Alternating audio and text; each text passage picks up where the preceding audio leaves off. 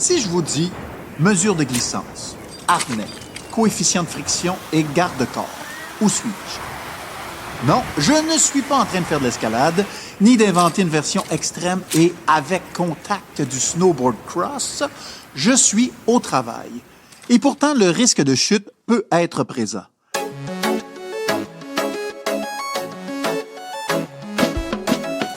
Aujourd'hui, pour discuter des chutes de hauteur et de même niveau, je reçois deux ingénieurs et experts sur le sujet, Chantal Gauvin et Bertrand Galli de l'IRSST. Je m'appelle François-Étienne Paré. Bienvenue à la SST expliquée.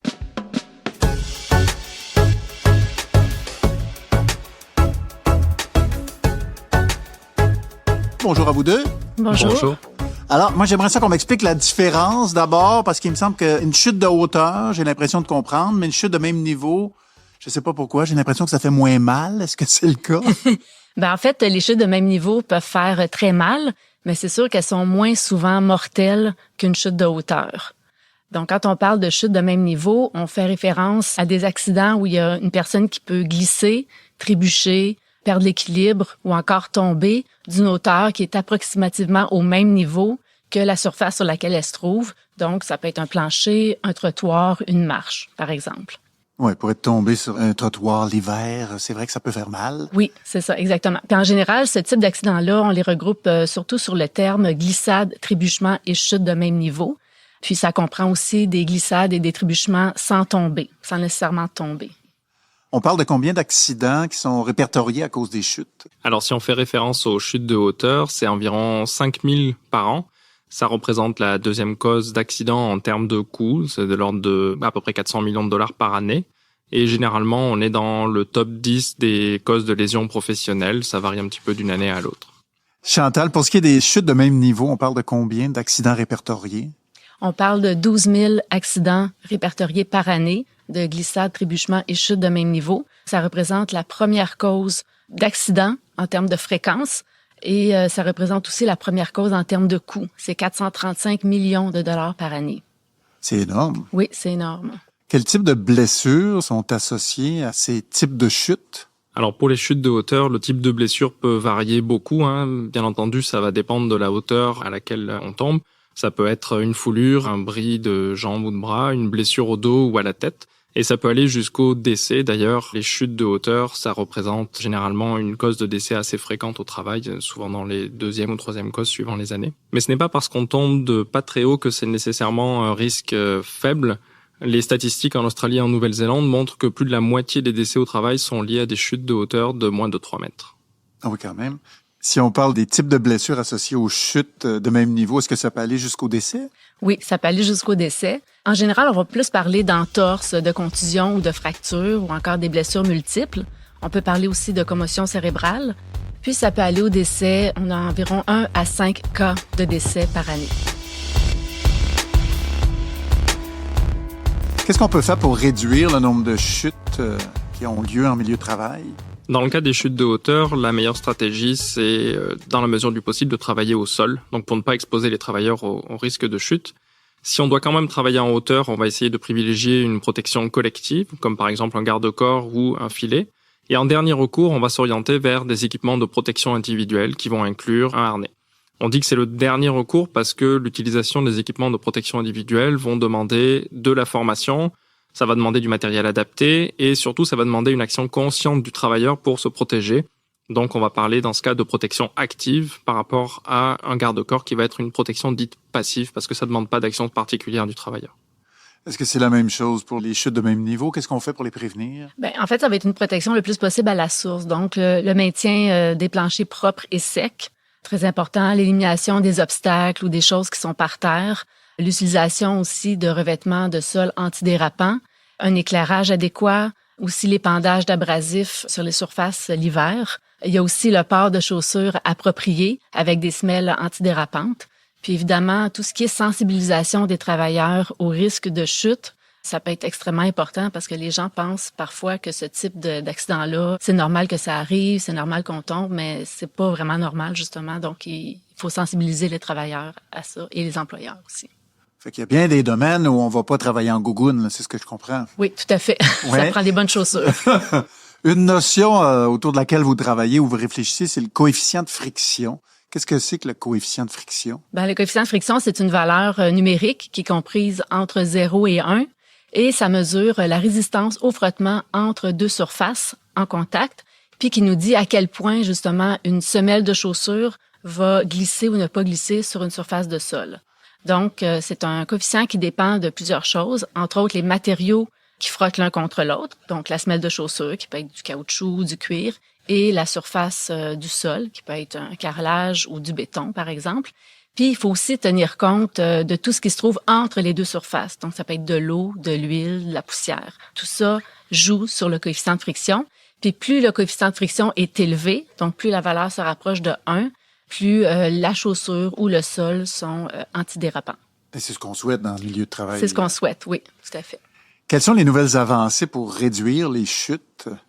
Dans le cas des chutes de hauteur, il y a plusieurs avancées techniques qui vont permettre de réduire l'exposition des travailleurs à ce risque-là, notamment les garde-corps autoportants, c'est-à-dire qu'on n'a pas besoin de percer la toiture pour les accrocher. Donc ça a des avantages au niveau notamment de la membrane d'étanchéité. Si on fait référence aux cordes d'assurance horizontales, depuis quelques années, il y a disponible sur le marché des cordes d'assurance horizontales qui sont manufacturées et puis pré-calculées déjà, donc prêtes à l'emploi. Et puis, il y a également l'introduction d'équipements de protection individuelle qui sont dits intelligents, donc qui vont par exemple utiliser une puce RFID pour faciliter le suivi de l'équipement, savoir quand est-ce qu'on l'a acheté, quand est-ce qu'on l'a vérifié, ce genre de choses. Certains équipements aussi qui permettent de détecter une chute lorsqu'elle survient pour alerter l'équipe qui est à proximité puis aller secourir le travailleur. Peux-tu m'expliquer comment ça fonctionne et qu'est-ce que c'est un câble d'assurance à l'horizontale? Alors en fait, ça va être un câble qu'on peut utiliser par exemple sur une toiture. Si on veut protéger les travailleurs tout en leur assurant une certaine liberté de mouvement, on va tendre ce câble entre deux points, puis les travailleurs vont venir se raccorder à ce câble d'assurance horizontale en utilisant un harnais et puis leur cordon d'assujettissement. Un peu comme on utilise sur une via ferrata. Là. On s'accroche au câble puis on peut se promener. Oui, c'est le même principe. Chantal, pour ce qui est des chutes de même niveau, quelles sont les avancées pour réduire le nombre de chutes? Un peu comme Bertrand l'a mentionné, il y a des technologies de détection et d'alerte qui font en sorte que quand quelqu'un est tombé, les systèmes vont alerter les surveillants ou les opérateurs pour pouvoir venir porter secours aux travailleurs le plus rapidement possible. Il y a aussi des revêtements de sol antidérapants ou encore des chaussures de sécurité améliorées qui sont vraiment dédiées pour des milieux très difficiles, comme par exemple dans les restaurants ou des planchers huileux. C'est des semelles qui sont conçues pour résister au glissement. Aussi une meilleure conception des lieux de travail ou des espaces publics, par exemple en utilisant l'éclairage LED qui permet de mieux voir quand il fait noir, par exemple. C'est votre domaine, les chutes. Vous faites des tests, vous faites des études. Parlez-moi donc de qu'est-ce qui se fait comme étude, comme test dans ce domaine. Alors, si on fait référence aux chutes de hauteur, dans les dernières années, nous avons fait 2 études sur les cordes d'assurance horizontales, donc à la fois pour leur installation sur des structures de maisons en bois en cours de construction, donc pour valider la méthode d'installation, et aussi un guide de conception de ces cordes d'assurance horizontales qui était plus destiné aux ingénieurs. Dans le cas des garde-corps, on a fait une étude sur la résistance pour les garde-corps en bois et puis la résistance sur des toitures réelles pour des garde-corps métalliques. Et finalement, la dernière étude publiée, c'était sur le confort des harnais pour s'assurer que les travailleurs soient incités le plus possible à porter ces EPI. Est-ce qu'ils les portent? Pas toujours, malheureusement, mais on travaille là-dessus. Et Chantal, quelles études, quels tests vous faites en ce qui a trait aux chutes de même niveau? Donc, on a fait une étude qui détermine les facteurs de risque chez 2 groupes de travailleurs, les policiers et les brigadiers scolaires.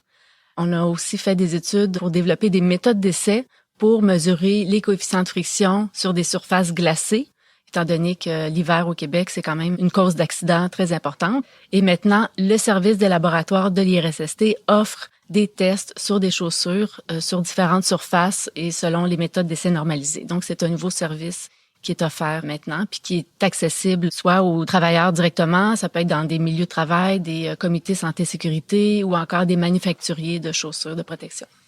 C'est très, très utile. Vous participez aussi à des comités de normalisation. Pouvez-vous m'expliquer qu'est-ce qu'un comité de normalisation et qu'est-ce que vous y faites? Un comité de normalisation va regrouper des fabricants, des représentants d'organismes de réglementation comme par exemple la CNESST au Québec, des utilisateurs des équipements et puis aussi des représentants du milieu scientifique. Et puis, tout ce monde va se mettre ensemble et essayer de développer un document qu'on va appeler une norme et qui reflète en fait le consensus de manière à proposer des produits qui vont être efficaces, c'est-à-dire qui vont être performants pour protéger contre les chutes, que ce soit les chutes de même niveau ou les chutes de hauteur, des produits qui vont être faciles à utiliser et qui vont garantir un certain niveau de qualité.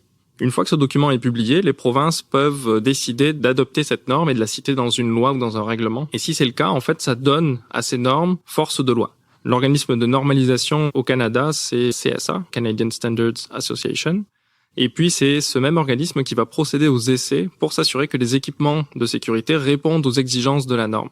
Et si c'est le cas, l'équipement pourra porter un logo CSA et la désignation de la norme correspondante. Donc, j'ai ça sur mes bottes à cap d'acier, là, la norme CSA. Mes bottes respectent la norme. Oui, tout à fait. Donc, la norme CSA, c'est la norme Z195 sur les chaussures de sécurité. Elle donne de l'information sur plusieurs aspects de la chaussure, que ce soit les risques électriques, les chutes d'objets, donc le fameux cap d'acier qu'on dit, ou c'est la résistance à la perforation de la semelle. Et si un fabricant prétend que sa chaussure de sécurité est antidérapante, il doit indiquer les coefficients de friction sur une étiquette, pas nécessairement sur le logo de la botte, mais sur une étiquette qui vient avec le produit. Donc, on est mieux informé sur les produits qu'on utilise, qu'on achète.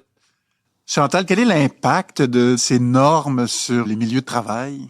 En fait, l'impact est peut-être indirect, mais il est quand même là. Pour la normalisation, maintenant, il y a une norme au niveau américain qui dit que le coefficient de friction des chaussures doit être au-dessus de 0,4. Ça fait en sorte que les manufacturiers vont essayer de satisfaire la norme. Donc, ils vont fabriquer des produits qui répondent à ces normes-là. Donc, ça va tirer le marché vers le haut. C'est très bien. Bertrand, qu'est-ce qui se passe dans les milieux que tu peux observer? Alors, de notre côté, dans les chutes de hauteur, c'est la norme CSA Z259. Puis, ça regroupe en fait une quinzaine de normes qui sont spécifiques par produit. Dans le cas, par exemple, du cordon d'assujettissement, les normes ont évolué autour des années 2000 pour rendre obligatoire l'absorbeur d'énergie, ce qui permet d'avoir une décélération qui est plus douce, entre guillemets, lors de l'arrêt de chute. Donc, il y a moins de chances de blesser le travailleur lorsqu'on arrête sa chute. Un autre exemple, dernièrement, on a publié une mise à jour de la norme sur les enrouleurs-dérouleurs. C'est un système un petit peu comme une ceinture de sécurité sur une voiture, c'est-à-dire que quand on dépasse une certaine vitesse, ça va bloquer puis donc arrêter la chute. Ces types de systèmes vont être maintenant, dans certains cas, résistants aux arêtes tranchantes. Donc ça va pouvoir protéger les travailleurs même quand ils chutent du côté du mur ou de la structure où le câble aurait pu être sectionné si ça avait été un vieux modèle. Donc globalement, l'évolution des normes permet une amélioration continue du matériel de sécurité qui est disponible sur le marché. Merci à mes deux invités, Chantal Gauvin et Bertrand Galli, de l'IRSST, qui sont ingénieurs et experts en ce qui a trait aux chutes en milieu de travail. Merci. Merci.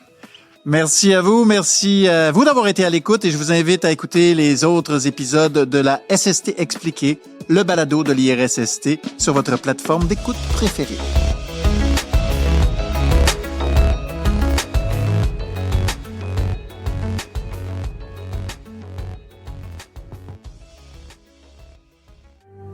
Phonique. Le fin son de l'histoire.